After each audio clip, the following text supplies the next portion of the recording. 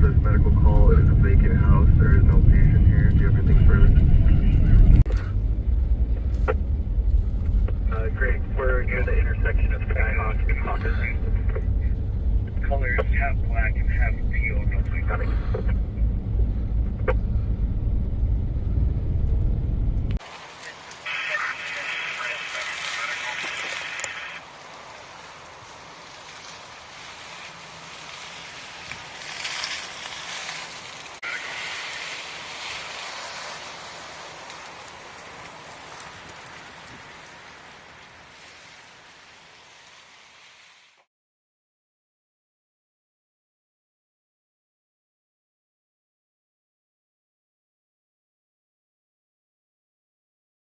Hi, my name is Devin Holloman, born and raised in Altadena, California.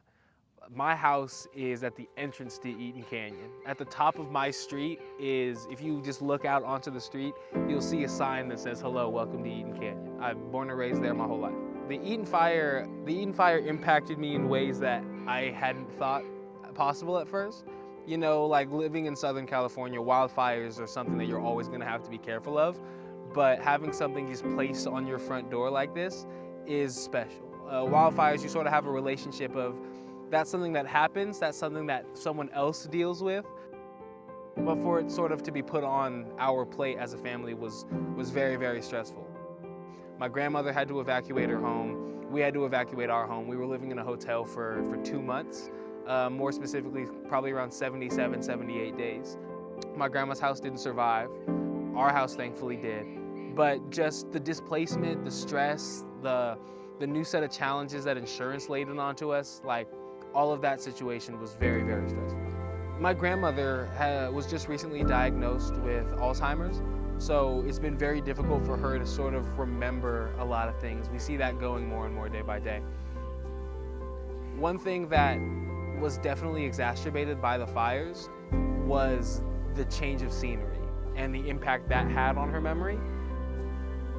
Her memory dove pretty tough. For the first time, she was sort of forgetting her family members. And that is sort of the way that the fire impacted our family most directly. The way that our family was then having to deal with a very difficult personal and familial situation on top of the actual existential threat of a real fire. That was probably the most uniquely difficult experience.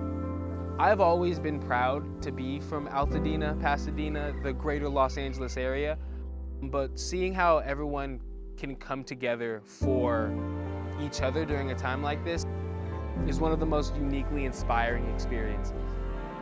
I heard from people that I haven't talked to since middle school. I've heard from people who I may not have been on the most cheery terms with, but all of that gets set aside when someone that you know and care about is facing something like this. And just how natural it was for our community to put all of our differences aside and just show up for each other. That is something that I feel like is special to Southern California, to Los Angeles. A little bit of bias because I am from here, but this community is special and they just take every opportunity to prove it. I think with everything going on in the world right now, everything is so uncertain, and it's a unique time to where I can say that and everyone will think of something that's very different but equally as serious. I think it's been a really weird silver lining to have everyone be able to pause and just come together for your fellow human. I think it shows that it's possible. I think it shows that when danger is present, it's what people revert back to, and I just wish it didn't take that. I think that this fire has done good to remind the people of this area specifically that at the end of the day, we care about each other. We want our neighbor to be okay, just as we want us and our family to be okay. And I think that if we can do our best to not lose sight of that, now that life is sort of returning to normal, the National Guard is gone, and the rebuilding process has started, if we can hold on to that emotion of care for our fellow human, I think that this fire will have made us stronger in the long run.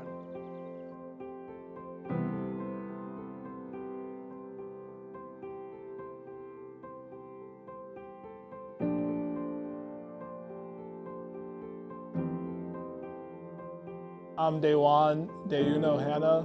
I'm from Pasadena, California. I've been here all my life, went to church here all my life, here in Altadena. I'm currently a graphic design teacher here in Pasadena still. Everything artistic, food, drinks, that's all been my life.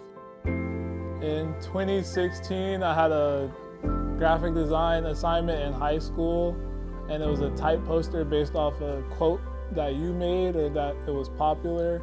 And I just wanted people to think about whatever they're doing before they actually go out to do it. People make mistakes all the time, and I think if they put a little bit more time into what they're doing, we might be in a better place.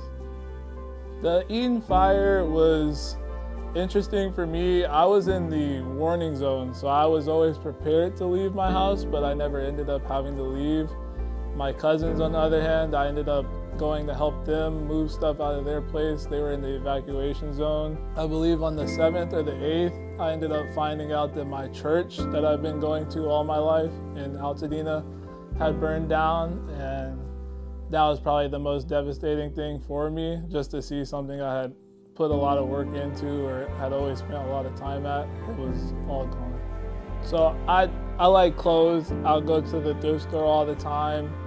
Salvation Army, I know they do a lot of helping in the communities that they're in.